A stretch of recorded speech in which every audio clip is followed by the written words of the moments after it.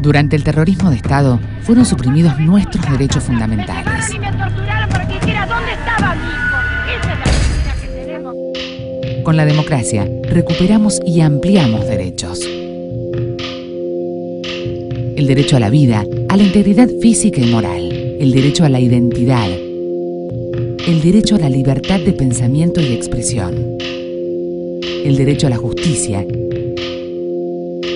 el derecho a la soberanía política y económica. Con memoria hay futuro.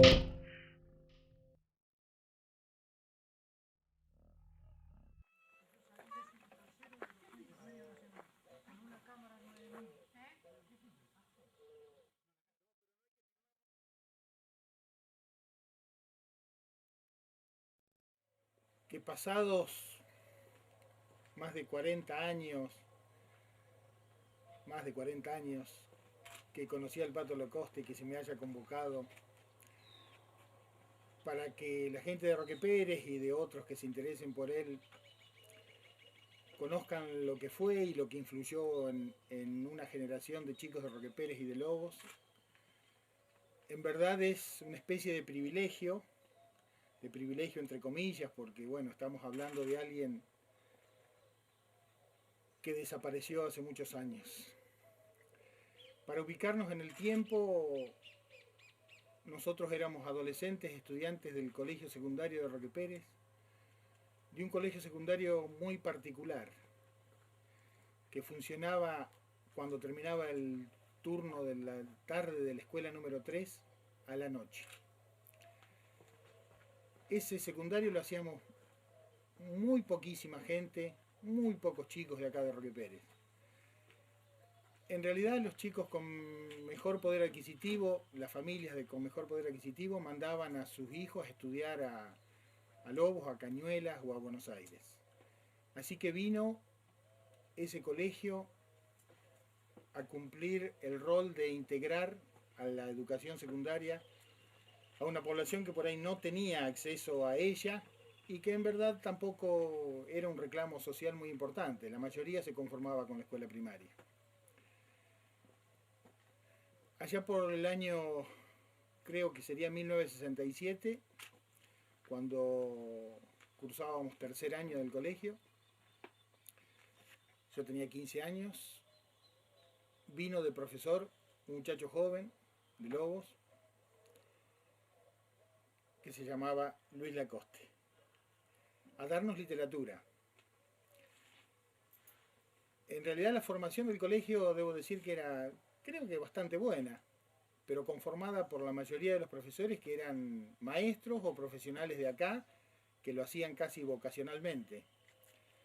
El Pato era un profesor recibido en la universidad, que había estudiado filosofía y letras en la Universidad de Buenos Aires, y que venía con una formación, digamos, académica y pedagógica que se notaba respecto de los demás. Aquellos años eran los años de lo que hoy se llama la dictadura blanda, la dictadura del 66 que rompió el proceso democrático muy frágil del radicalismo en el año 63, pero que había llevado a cabo la noche de los bastones largos en la universidad en la época de Onganía, que fue su primer presidente. Y el Pato había vivido ese proceso en la Universidad de Buenos Aires como alumno de la escuela de la Facultad de Filosofía y Letras. Todos nosotros por aquellos años, digamos, no todos, pero bueno, una buena parte de los chicos que podrían ser, qué sé yo, tampoco éramos tantos, seríamos 15 alumnos en cada grado del colegio secundario. Y ya vivíamos la convulsión de lo que era la privación de la democracia en la Argentina. Uno cuando es adolescente en realidad le duele las injusticias y se notaba, digamos, en la educación de entonces, la rigurosidad, el maltrato, la ideología ultramontana que llevaba a cabo Onganía con esa moral cristiana preconciliar. Creo que no sé si ya había pasado el Concilio Vaticano II, pero era más o menos así. Y el Pato fue como una especie de aire fresco, que creo que en primer año en realidad nos daba literatura española. Yo que era hijo de españoles y que había tenido ya en aquellos años una formación de autores españoles, que veía a España casi como a mi propia tierra por lo que hablaba con mi viejo.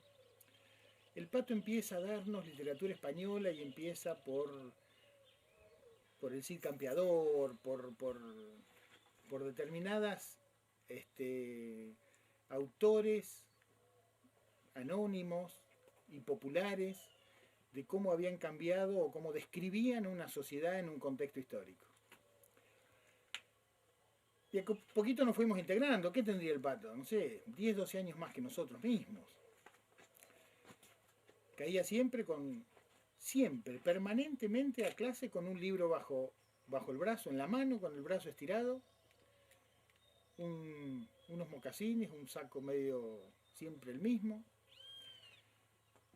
Y era un tipo bastante resistido entre el cuerpo de profesores.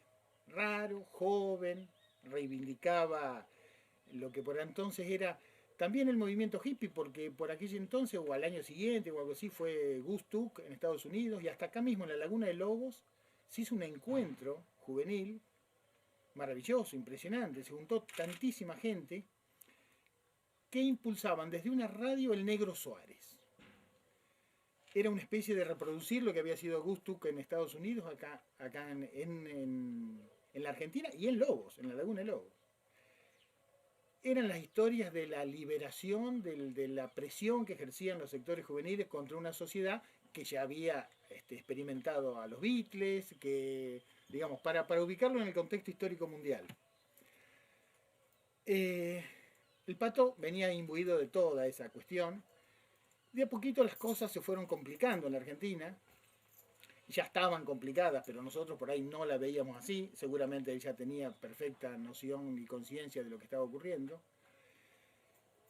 Y bueno, y se fue profundizando el análisis político de esa situación histórica. Al año siguiente creo que habremos empezado con literatura argentina, latinoamericana. Y entonces ya la sola selección de los autores nos llevaba a tomar clara conciencia de una posición política, es decir, sin discriminar a los demás y sin ignorar que existieran. América Latina vivía entonces lo que fue esa primavera de la literatura cuando empezaba a aparecer los autores latinoamericanos. No sé, García Márquez había escrito, creo que en ese año, 67, 68, el libro por el que fue premio Nobel. Había aparecido Carlos Fuentes en México,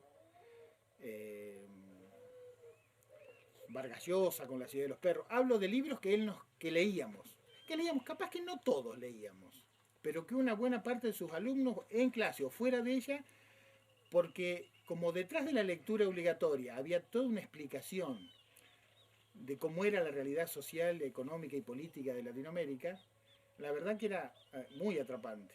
¿Había interés de los jóvenes en ese momento por la política, por ese tipo de temas? ¿O no? El interés de los jóvenes por la política entonces, en realidad, recién empezaba a aparecer. En Roque Pérez no digo que hubiera interés, pero era en el país, obviamente. Tengamos en cuenta que en el año 69 fue el Cordobazo.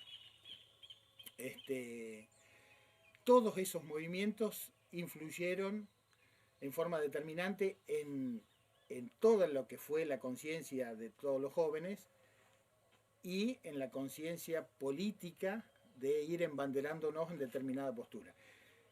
Es decir, yo quiero aclarar que por entonces también era profesor del colegio secundario otro muchacho joven de Roque Pérez, que era Pepe Tagliafico, que en verdad Pepe no daba ni biología ni medicina como uno pudiera imaginarse porque era médico, sino que daba historia. Desde una visión así revisionista, muy apuntado a José María Rosa. Entonces muchos chicos con jóvenes que éramos, ya te digo, 10, 12 años más que nosotros, empezamos a nuclearnos, a conversar y a nuclearnos por fuera del colegio. Como decía, de los autores latinoamericanos, el Pato exaltaba siempre a Juan Rulfo, que yo digo lo que son las cosas, ¿no? Pero Rulfo es un escritor mexicano que escribió solamente 2 libros en su vida, pero era tan descarnada la realidad social que pintaba en eso, de esa sociedad mexicana, sin hablar estrictamente de una situación política, ni panfletaria, ni mucho menos, sino literatura en la máxima expresión, que eran libros que a nosotros nos hacían emocionar. En realidad por ahí, si mis hijos escuchan este documental, yo gracias a que Agustina me regaló para mi cumpleaños un libro de Zaira, a quien no conocía, y que Guada me regaló un limonero que tengo plantado acá mismo en mi casa a raíz de ese tema, escribió El limonero real, y yo no conocía a Zaira, casi no lo había visto, y digo, y se lo dije a ellos, realmente es el autor que me remontó al Rulfo del Pato Lacoste. Esa descripción espectacular de lo que son las realidades sociales de la gente pobre, que son una maravilla. Ese gusto por la literatura se lo debo, diría que, no sé si se puede decir exclusivamente, a lo que fue el Pato Lacoste. Por ese tipo de autores, por los autores de nivel internacional y por los locales, qué sé yo. Lo que fue Roberto Ar, lo que es Roberto Ar en mi formación, y con qué fluidez lo leíamos y analizábamos, que es el osito loco, o el juguete rabioso, todas las cosas, que he transmitido, de verdad debo decir que he influido por ahí en mis hijos que son fanáticos de Roberto Ar, creo que todos ellos. Digo porque era una persona que trascendía estrictamente a lo político. Él te buscaba la formación, porque el Pato, si dijéramos, ¿era un dirigente político? No, no lo era. En realidad, era un intelectual, una persona con muy buena formación académica, que había llegado al peronismo justamente por su razonabilidad, por el análisis objetivo de la historia y de la política, porque él tenía una formación marxista. Pero bueno, como muchos marxistas jóvenes de aquel entonces, abrazaron el peronismo diciendo, bueno, la única posibilidad de transformación en la Argentina debe darse dentro del peronismo. Él había estado relacionado, vinculado a la FARC, en la facultad o con gente de la FARC, que era un movimiento armado antes de la fusión con Montoneros, que la mayoría de sus dirigentes tenían esa formación. Venían de una formación marxista y que abrazaron el peronismo. Digo, para los que recuerdan, es que Quieto, Osatinsky, digamos, líderes de la FARC, tenían una formación marxista. El Pato entonces se había jugado por el peronismo, pero él aspiraba ya entonces a que todos pudiéramos explicar un poco la situación de por qué éramos peronistas. Es decir, yo porque por ahí en mi casa había mamado justamente una formación, todo lo contrario al marxismo. En mi casa había mamado una formación nacionalista católica, mi viejo era español, pero tenía esa visión muy formado en la religión católica. Y bueno, todo eso se fue fusionando un poco, entonces, digamos, mi adhesión al peronismo era casi natural, digamos, no tenía otra cosa. Pero bueno, por él conocimos, yo digo para los jóvenes de hoy, que hoy están en realidad abrevando en esas fuentes, que leen a Jauretche o a Hernández Arregui, nosotros con el Pato leíamos a Hernández Arregui. Yo conocí la formación de la conciencia nacional antes de ir a estudiar a La Plata. O lo que fue Imperialismo y Cultura.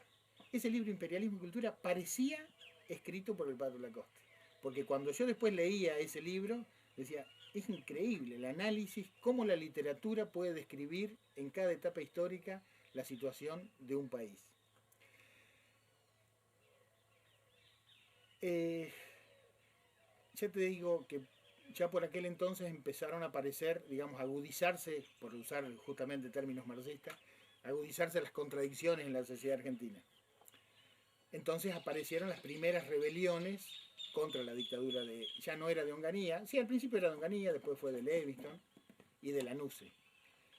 Apareció el cordobazo, el rosariazo, el viborazo, digamos, todos movimientos políticos, obreros y estudiantiles que fueron dándose en ciudades industriales como Córdoba o Rosario.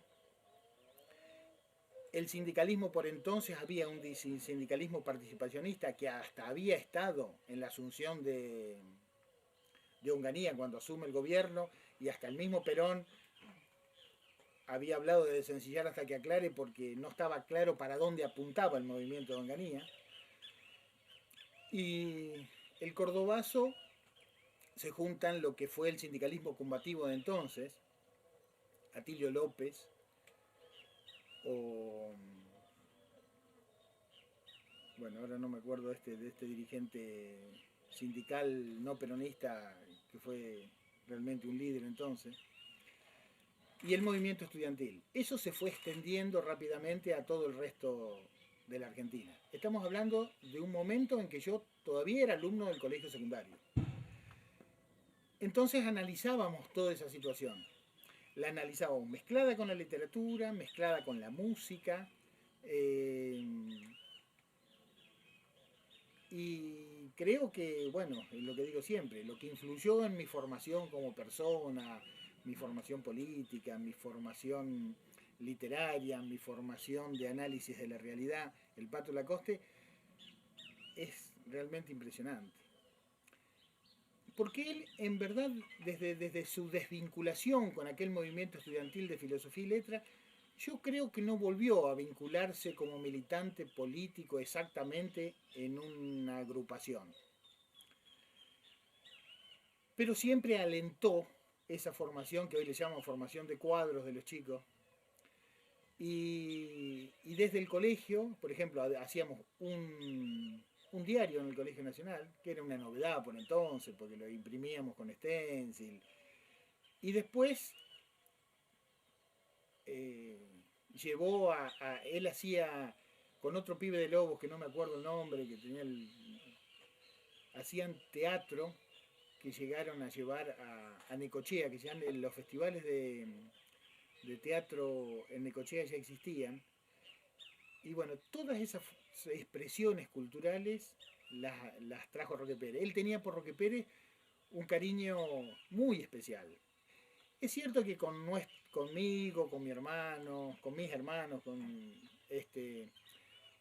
tenía una relación que después fue trascendiendo la escuela. Venía a este lugar donde estamos grabando ahora, no sé si todos los días después de clase no, pero los fines de semana, los días que no teníamos, qué sé yo, con su Citroën amarillo, que era como el auto de todos nosotros. Y él tenía por Roque Pérez un cariño muy especial, porque Lobos era más grande, tenía una rivalidad él con el director del Colegio Nacional, y la parte cultural de Lobos, que estaba por entonces monopolizada por el Centro Nativo Acuyay, era una visión muy conservadora. Bueno, Lobos es medio aristocrático, conservador, entonces él le atraía a Roque Pérez, el colegio, los alumnos, la sociedad. Y es más, el día que nosotros hicimos una especie de teatro móvil de todos los libros de la literatura argentina, porque en realidad analizamos todos los libros en distintos momentos históricos, los llevamos a la calle, digamos, acá en Roque Pérez y en Lobos. Que en Lobos se hubiera juntado tanta gente a aplaudir eso, que en realidad fue una maravilla, porque llevamos hasta un camión de caballos para hacer. Ahí hicimos el Matadero, el Martín Fierro, no sé, todos los libros de la literatura argentina, una especie de teatralización en movimiento por las calles. Él lo tomó como una especie de triunfo personal, que con el colegio de Roque Pérez, que éramos, digamos, el patio trasero de Lobos entonces, hayamos hecho semejante obra. Nos sentimos todos muy contentos, pero creo que él sentía un orgullo muy especial que con su colegio pobre y de noche de Roque Pérez hubiéramos llegado a hacer eso. Después de tanta experiencia vivida con el Pato, después de finalizar el secundario, ¿qué pasó? Después de finalizar el secundario, es decir, yo terminé allá por el año 70, 71, y seguimos en contacto, por supuesto, él siguió viniendo, pero lo que yo querría decir es que en verdad cuando termino el colegio secundario y voy a estudiar a La Plata, estaba obviamente plena ebullición de la militancia política estudiantil y bueno, el país ya por entonces, la dictadura de Lanús empezaba a retroceder, el peronismo, es decir, lo que fue, hay que contextualizar que el peronismo vivía lo que se llamó el lucha y vuelve, digamos, que fue la etapa superior de la resistencia después del 55 y la incorporación de la juventud a la militancia política. Ese del lucha y vuelve estaba en plena etapa de crecimiento y de arrinconar a la dictadura por entonces. Cuando yo llego a La Plata, me doy cuenta que entre los sectores de la militancia política me sentía como si hubiera estado toda la vida ahí, y respecto de los estudiantes de otras ciudades que no habían vivido procesos, porque la UES, por ejemplo, yo diría que empezó a existir después de esto. Es decir, la conciencia política que teníamos los estudiantes de Roque Pérez, no puedo decir que no la tenía en ningún colegio de la provincia de Buenos Aires porque sería demasiado aventurado, pero nosotros teníamos una formación que de verdad llamaba la atención. Es decir, ¿de dónde, en qué colegio estudiaron ustedes que vienen con este empuje, con estas ideas, es decir, detenidas de discusiones políticas que nos bancábamos cualquier profundidad? Porque es decir, teníamos una formación integral que iba más allá del mero acto de la militancia. Y toda esa cuestión creo que tenía que ver muchísimo con el Pato Lacoste, la de la profundidad de estudiar y de analizar las cuestiones. A lo que se agregábamos el peronismo de Pepe y la visión del trabajo social en barrios, lo que sea, que acá en Roque Pérez había aportado Omar Dinelli, que era un cura del tercer mundo que estaba en la iglesia de Roque Pérez, que terminó también expulsado. Esto viene bien para que la gente de Roque Pérez sepa que acá habían ocurrido cosas y que cuando viene el golpe, Roque Pérez también tuvo víctimas. Tuvo de algún modo, qué sé yo, gente exiliada, por ejemplo, que no podía volver a Roque Pérez, es decir, yo mismo no me animé a venir por mucho tiempo, como diciendo, en este pueblo no pasa nada. No, en este pueblo pasaron muchas cosas. Es decir, la misma noche del 24 de marzo del 76, exactamente la misma noche, acá a Roque Pérez, cuando vienen a hacerse cargo de la municipalidad, antes de hacerse cargo de la municipalidad, porque me imagino que a la municipalidad fueron a la mañana, a la noche fueron a determinadas casas. Una de esas casas a la que fue el ejército fue a esta casa. Es decir, a las 2:30 de la mañana cayó el ejército, entre otras, a esta casa. Es decir, creo que para esa dictadura incipiente ya nosotros éramos enemigos que en realidad por el peligro de las ideas que teníamos, porque de verdad que ponernos en otro lugar fue un error, digamos. Pero la sociedad de Roque Pérez también, algunos sectores relacionados con la educación nos veían con ojos raros, con ideas raras, esas historias que a veces son la evolución normal de las sociedades y que no pueden aceptar aires de cambio. Por eso, cuando a la vuelta de mi vida vengo a Roque Pérez a asumir la función que hoy ejerzo, tuve presente, por supuesto, este pasado, creo que influyó bastante en las decisiones. Y el primer 24 de marzo, que fue el año pasado, no tuvimos tiempo, pero yo había dicho, a la biblioteca del colegio de Roque Pérez tenemos que ponerle el nombre del Pato Lacoste. Porque trascendía la cuestión política. El Pato era mucho más que eso. Es decir, en las bibliotecas tiene que simbolizarse el estudio, la capacitación, los aires de cambio y ese espíritu crítico. Esa crítica de no dejar nada por sentado, ese espíritu crítico, creo que nos formó ese hombre. Cuando desapareció, Pato renegado, porque capaz que no hubiera ocurrido lo que ocurrió si no se hubiera ido a la comisaría de Monte, él fue detenido y llevado a la comisaría de Monte con el Gordo Abrán. El Gordo Abrán era otro personaje de Lobos que le encantaba el teatro. que nos llevaba, tenía un Falcon nuevo, porque tenía un negocio. Era parte de los que iban a ver cine a Capital. Íbamos a ver a Berman, que yo no entendía una mierda, la verdad, porque era joven, pero qué sé yo, era cine de culto, de esos, el Lorca, el Lorraine, eran 3L que daban ese tipo de cine. Y entonces allá íbamos a ver ese cine extraño, que sé yo, que nos explicaban. Ellos dos cayeron juntos y el Pato intentó fugarse de la comisaría de Monte. Es más, se fugó, en verdad.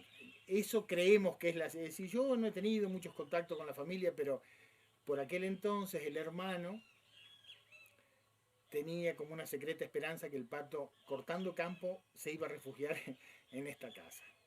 Desgraciadamente, no ocurrió nunca. Han pasado tantos años y parece mentira que me emocione por esto, pero es así la vida. Creo que es el homenaje más justo que podíamos hacerle, que la biblioteca del colegio lleva el nombre de un profesor, porque por sobre todas las cosas el Pato fue un profesor de literatura, de la vida, de las ideas y de nunca aceptar determinadas cuestiones. Ese espíritu crítico que hoy deben tener y tienen, por suerte, muchos de los jóvenes en la Argentina, tuvo en aquellos años un fiel representante que fue un símbolo de esa pelea que fue Luis Lacoste. Yo quiero decir, un poco reforzando lo que habíamos manifestado hace un rato, que el Pato te daba esa formación integral de lo que es la política, la literatura, la historia, y te agasajaba con determinados presentes que algunos de ellos he guardado. Ahora ustedes van a tomar un retrato de Felipe Varela y del Chacho Peñalosa, que no son cualquier caudillo de la Argentina. En realidad, es decir, es un poco era para pintar que él no siempre reivindicaba movimientos ganadores. Era un tipo que reivindicaba, digamos, las causas justas, las gestas que no siempre terminan bien. Porque, digamos, el revisionismo histórico reivindica, y todos por ahí reivindicamos lo que significó Rosas, la soberanía nacional, qué sé yo. Pero Felipe Varela o el Chacho, que tuvieron una acción preponderante en las provincias, Felipe Varela contra la guerra del Paraguay, que terminaron mal. Y creo que es todo un símbolo de eso, que me haya regalado esos 2 cuadritos, con el marco y todo, como están ahora conservados, y algunas otras pinturas, y el entusiasmo que le despertó a él el gobierno constitucional de Salvador Allende en Chile, que lo llevó a irse a Chile por un tiempo, a ver cómo se desarrollaba aquello, que había llegado, digamos, por vías constitucionales al poder, porque él tenía esa visión latinoamericanista que hoy nos parece tan natural. Estamos hablando de hace muchos años. Era un poco la visión de Perón también y de todos nosotros, pero era la visión tal vez fundada en esos principios, bueno, qué sé yo, como lo del Che Guevara, que la revolución permanente, que esto en América algún día tenía que producirse en todos lados, pero que evidentemente no estaba madura. Por eso cuando yo fui a La Plata a estudiar, creo que me integré casi rápidamente. Creo que no habían pasado 10 días que yo había ido para el examen de ingreso y estuve en la primer manifestación que había en Diagonal 80. Pero inorgánico, solo. Casi me agarra la policía. Después, al día siguiente, cuando con algunos compañeros me junto, dicen, no, pero así no se va a ningún lado. Hay que hacer una cita de seguridad, pues cómo sabemos si estás, si desapareciste, es decir, aunque la situación era otra. Bueno, eso me llevó, qué sé yo, muy rápido a integrarme y ahí le hice una especie de pequeña deslealtad al Pato Lacoste. Porque la expresión del peronismo en la universidad entonces eran 2 agrupaciones políticas que habían empezado. No hacía demasiado tiempo, el peronismo era minoritario en las expresiones políticas estudiantiles. Pero había 2 agrupaciones, la FUR que es la Federación Universitaria por la Revolución Nacional, y el FAEP, que era el Frente de Agrupaciones Eva Perón. Todos habían nacido como otra agrupación, que fue la FUR, y la primera decisión fue el FAEP. El FAEP precisamente, y a lo largo de los años así se fue desarrollando, la FUR se relaciona después con Montoneros y el FAEP con la FARC. Los compañeros del FAEP tenían un poco esa formación, no de origen peronista, sino asumida intelectualmente, tipo Hernández Arregui, porque en realidad el gran ideólogo de esa forma del pensamiento nacional fue Hernández Arregui. Es decir, de formación de profesor marxista a explicar por qué cualquier cambio en la sociedad argentina debía necesariamente pasar por el peronismo. Y yo ahí creo que privilegié mi origen, mi peronismo por ahí familiar, mi origen nacionalista, y me integré a la FUR. Era como más natural, más cómoda, más peronismo genuino. En esa agrupación milité durante todo el tiempo, hasta que esa agrupación desaparece y se integra después, cuando otra vez la FUR y el FAEP vuelven a fusionarse en la JUP, en la JP, en la JTP, en lo que fue la tendencia. Ahí desarrollé toda mi actividad política. Y ahí conocí a un compañero militante como yo, digamos, y como tantos otros, que después, al paso de los años, haría que hoy nos encontremos en esta situación. Ese compañero, que era uno más entre nosotros, llegó a ser presidente y es el compañero Néstor Kirchner. Tuve una relación muy estrecha con él durante todos aquellos años. Él era un poco más grande que yo, pero digamos teníamos el funcionamiento de las agrupaciones de entonces era de cotidianas reuniones, de cuestiones de seguridad, de todas las cuestiones, y yo siempre estuve, casi siempre en el grupo de Néstor. Y tuve, bueno, un acercamiento personal. Néstor era como fue después de presidente, bastante visceral, bastante atropellado. Es decir, no era la conducción de la FUR, ni lo fue. Es decir, como son las cosas, ¿no? La conducción de la FUR, hoy, muchos de ellos, no digo todos, pero muchos de ellos, son activos protagonistas del movimiento histórico que hoy vivimos. El Flaco Kunkel era como el jefe nuestro de todos, digamos. Ya era recibido, pero era el jefe. Carlitos Negri, que es el único que anda por ahí muy crítico. Carlitos Negri es un tipo muy inteligente, brillante, pero nunca, más allá de tener una relación de estrecha amistad con Néstor, con Flaco Kunkel, qué sé yo, tiene esa visión todavía crítica de este movimiento histórico. Pero en el Senado, por ejemplo, está como senador por Neuquén Marcelo Fuentes, que ustedes lo tendrán presente, cómo funda las posturas del oficialismo.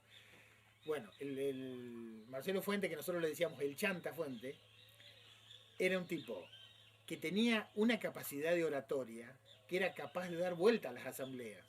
Es decir, porque tengamos en cuenta que el movimiento peronista era minoritario. Cualquier otra tendencia de izquierda o propiamente el radicalismo con franja morada, que tenía de dirigente a Freddy Storani, es decir, no, eran tipos que también tuvieron mucha dirigente, mucha influencia en el radicalismo. Marcelo Fuentes era un orador brillante. Y ahora cuando lo veo en el Senado digo, nunca perdió esa capacidad, esa forma de expresarse ordenadamente para defender, para argumentar. Porque no siempre hay que tener razón. El saber argumentar, el saber razonar las contestaciones, la expresión, era un talentoso y lo sigue siendo. No lo he visto más y seguramente ni se acuerda de mí, porque en realidad él era la conducción, para nosotros era como casi intocable. Es decir, hay que tener en cuenta que aquellos movimientos políticos eran muy verticales, bastante poco democráticos, en el sentido de que se había que respetar las cuestiones que después derivaron en una formación tal vez militarista equivocada de lo que fue la militancia peronista. Ahí estaba Lupín, como un compañero, que por eso cuando al paso de los años, yo lo he visto después, durante este tiempo, cuando fue gobernador de Santa Cruz, que yo varias veces, y para los que lo criticaban a Néstor y decían, Néstor se acordó de los derechos humanos cuando llegó a la presidencia. nunca tuvo, mientras fue gobernador, esas cosas, eso nunca fue cierto. Las veces que yo lo había encontrado antes de ser presidente, y cuando yo le decía por qué no se largaba, como que dice, no, bueno, le faltaban recursos económicos, pero todas sus redes en el país, estaban armadas en función de los viejos compañeros de la FUN y de la Tendencia. Todas, de todas las provincias. ¿Te acordás de fulano que estaba en Entre Ríos? Que está todavía, porque ahora está de senador. Tal. Obeide en Santa Fe, qué sé yo. Él fue armando su movimiento político con las viejas relaciones que habíamos acuñado por aquel entonces. Por eso cuando Néstor entra a la Casa Rosada diciendo que no dejaba las convicciones en la puerta, todos los que habíamos sido compañeros le creímos, porque era como si entráramos todos nosotros con él. Es decir, que un compañero de entonces llegara a ser presidente era, bueno, la devolución de la historia de la militancia. Todos entramos ese día a la Casa de Gobierno. Todos nos sentimos parte. Yo no tuve nunca trato con Néstor cuando fue presidente, más que en actos esporádicos, que nos tratamos con mucha familiaridad y con mucho cariño. Él muchas veces me dijo, yo siempre creí que el desarrollo político de una persona debe darse en función de su lugar, de sus posibilidades. Es como aquello del Martín Fierro, que el fuego para calentar debe ir siempre por abajo. Capaz que es una desnaturalización, pero yo creo en eso. Yo no creo que por una relación personal uno tenga que ocupar puestos o determinadas cosas. Yo desarrollé toda mi otra vida política militante en el Ateneo Perón de la Plata. Y ahí nunca llegué a ser el principal dirigente, por distintas cuestiones, hasta algunas relativas a una cuestión hasta de ingresos. La política nunca me garantizaba criar una familia numerosa como la que tenía. Yo necesariamente tenía que seguir trabajando en mi profesión para poder darles de comer todos los días. Porque esa formación nuestra de entonces, de que la política, la militancia política, era un acto de servicio a la patria, qué sé yo, nunca lo hemos perdido. Yo sé que hay denuncias de corrupción y de muchas cosas. Yo creo que muchos de nosotros nunca traicionamos esa situación. Nunca hemos llegado a determinados lugares en distintas etapas en la política y jamás hemos pensado en que ese era un lugar para nuestra satisfacción personal. Néstor, si hubiera privilegiado su cuestión económica, que ya la tenía y que fue muy crítica y sigue siendo muy crítica para la oposición, no hubiera jugado con su vida tan a fondo como jugó. Es imposible que a alguien que privilegie su situación económica se le vaya la vida en hacer la transformación que hizo en Argentina. Porque esa transformación que hoy nosotros nos encontramos hablando de este tema, se la debemos a él. Es decir, que la juventud haya vuelto a creer en la política, que podamos hablar sin temores de compañeros como el Pato Lacoste, se la debemos a él. Porque sabemos que ahora nadie nos va a perseguir por eso. Está internalizado en toda la sociedad argentina que eso es una reivindicación. Nadie, a excepción de grupos, en realidad, ultra minoritarios que por ahí estarán pensando otra cosa, todo el mundo, la política de derechos humanos se ha instalado para siempre en la Argentina. Que lo que ocurrió fue una masacre, que la dictadura fue la más feroz de la historia argentina. Tal vez una de las peores del mundo, porque realmente... Es decir, esta cuestión de los desaparecidos, que fue un invento de la dictadura argentina, es la brutalidad llevada a la máxima expresión. Es una cosa increíble, porque ha habido movimientos políticos autoritarios en muchos lugares del mundo, donde se mata sin piedad seguramente. Pero hacer desaparecer para que no queden rastros es realmente de una perversidad que no podemos dimensionar razonablemente. Bueno, reivindicar ese pasado, reivindicar a estos compañeros, la posibilidad de saber que con orgullo todos los roqueperenses van a tener una biblioteca que se llame Pato, en el colegio una biblioteca que se llame Pato Lacoste, mucho se lo debemos a Néstor. Se lo debemos a Néstor y a toda la sociedad argentina que lo acompañó, podríamos llamar a la resurrección de aquellos grupos militantes de la década del 70. Que nunca olvidamos lo que pasó, que nos asumimos como peronistas plenamente, que no somos ni la etapa superior del peronismo, ni mucho menos. Somos peronistas de siempre. Y como yo muchas veces digo, nosotros todos los peronistas traemos en la mochila todas nuestras contradicciones, porque hemos estado en todas las etapas. Nosotros siempre fuimos críticos de muchas de esas etapas, pero tal vez por siguiendo las enseñanzas del general Perón, nunca hemos sacado los pies del plato, porque sabíamos que el peronismo fue y sigue siendo ese movimiento transformador maravilloso que nos va a llevar a la felicidad del pueblo argentino. Porque todo va a subir. Sabemos que faltan muchas cosas por hacer, muchísimas cosas por hacer, que hay bolsones de pobreza, de marginalidad que todavía no hemos podido abordar, porque esa es la verdadera crítica o lo que decimos que al gobierno le falta. Todo lo que la oposición le critica hoy es en verdad lo bueno que ha hecho. Es decir, lo bueno que ha hecho es lo que le critican, lo que es la integración. El peronismo siempre fue integrador. Fue integrador cuando el general Perón en el 45. Había la mitad de la población argentina que ni siquiera formaba parte de nuestra sociedad. Cuando llega Néstor es otra disolución, la disolución de la pobreza extrema con una población en la Argentina muchísimo mayor que la del 45 y que lo que hacemos es integrarla a la sociedad. Tenemos alguna deuda pendiente con determinados bolsones que los vamos a tener que seguir haciendo día a día. Por eso creo que tal vez mezclamos mucho las cosas, pero esto es así. Hablar del Pato Lacoste también es reivindicar a este proceso histórico que estamos viviendo nosotros, que fue Néstor, que sigue siendo Cristina, y que sigue siendo Cristina por lo que representa, por lo que cómo se fue afianzando la fuerza política detrás de ella, y que hoy por hoy es nuestra conductora.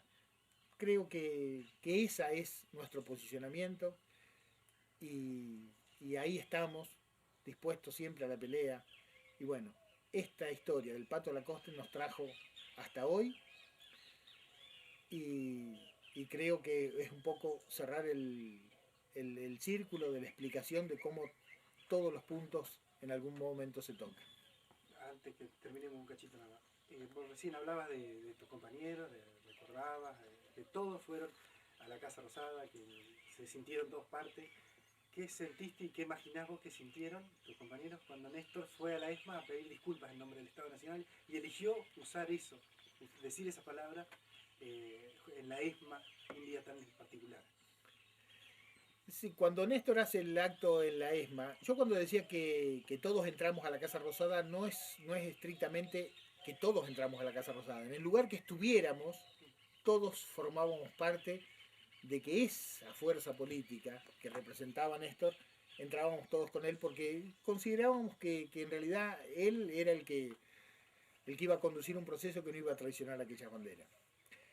Cuando él va a la ESMA a hacer ese acto, con las palabras que le pido perdón al pueblo argentino en nombre del Estado,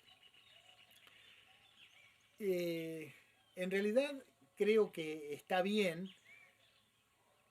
Yo creo que habían pasado cosas en la Argentina, había habido algún esfuerzo hasta del propio radicalismo con los juicios a las cúpulas militares, como en un proceso que no se había dado en otros lugares.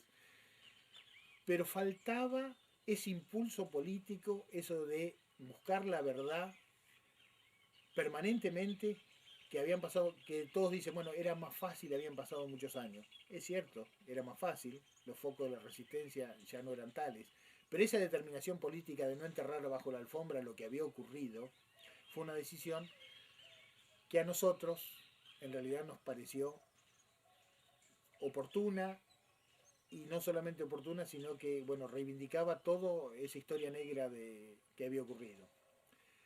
Ese día Néstor encima lee en la ESMA un poema. El poema era de una compañera que había estado en la ESMA, a la que yo conocía mucho, que conocía a su compañero que también está desaparecido, pero con el que tengo una estrecha amistad, es con el cuñado, que en realidad el Negro Fernández le acerca ese día el poema de la cuñada desaparecida, y Néstor lo lee. Con el Negro Fernández entramos a militar formalmente en la FUR el mismo día. Exactamente, porque todo era un proceso de integración. El mismo día, después de algunas conversaciones, y lo sigo viendo, ahora está a cargo del Instituto Indígena de la Argentina, y tenía una relación también estrecha con Néstor, bueno, porque no éramos tantos, digamos, en aquel momento no es que fuéramos tantos y todos desconocidos, éramos bastante pocos.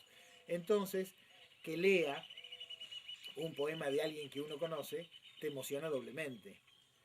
Del mismo modo que poco antes de morir, él lee también otro poema de otro compañero que era de la UES del Colegio Nacional de La Plata, La Rubia, que lo tengo tan presente ese pibe, tan presente, pibe más chico que nosotros, con el pelo hasta la cintura, siempre alegre, y que realmente había llegado es decir, a fuerza de inteligencia, militancia, era un pibe excepcional. Justamente, los poemas que elige Néstor eran gente que uno conoció. ¿Por qué? ¿Qué sé yo? Porque no éramos tantos, y puede ser porque no éramos tantos, pero bueno, es muy bueno saber que un presidente de la nación no solamente no deja las convicciones, sino que hace ese homenaje a esa gente, ese homenaje a tantos que hoy no están y que no estuvieron en ese momento. Creo que todo este proceso, es decir, por suerte las generaciones nuevas de la Argentina no saben de esto, por ahí es un problema de nosotros los más veteranos, no saben lo que ocurrió, por suerte que no saben lo que ocurrió y esperemos que nunca más vuelva. Hay problemas, pero todos se resuelven dentro de otro marco, pero para los veteranos, para los que tuvimos una militancia activa en aquellos años, esa reivindicación de la justicia, de lo que nosotros aspirábamos y de la memoria y de la verdad que es una cosa que le debemos a Néstor, que no dejó las convicciones, y a todos nosotros que lo ayudamos a tomar esas determinaciones con fuerza política para que no haya que retroceder más. Si se puede, porque es personal tal vez, dos cortitas. Una de las cosas feas que recordás que viviste en ese momento, en esa época, y una linda que te llevas, que te vas a llevar con vos, que decís que esto realmente me gustó vivirlo. Es decir, hemos vivido cosas obviamente feas. Lo feo era el proceso. Uno estaba imbuido en una actitud militante.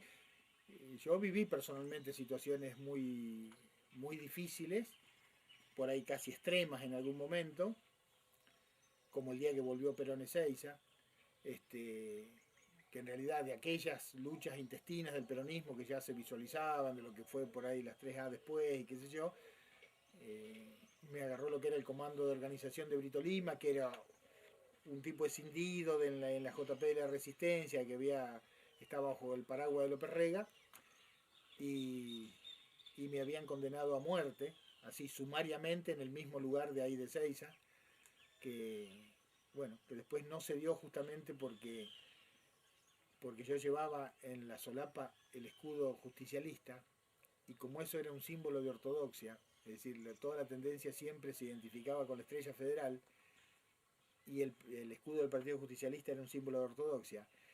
Y tal vez ahí lo que me favoreció es ese peronismo de origen, porque en realidad yo llevaba el escudo justicialista con orgullo. Para muchos compañeros, por ahí llegados posteriormente al peronismo, el escudo justicialista era símbolo de ortodoxia, de derechización, qué sé yo. Sin embargo, ese símbolo hizo dudar a los tipos cuando estaban a punto de ejecutarme si realmente estaban matando a uno de la tendencia o a uno que militaba en otro sector interno. Cuando yo advertí la duda en ellos, volví a la carga con mis argumentaciones y zafé. Creo que fue el movimiento más límite.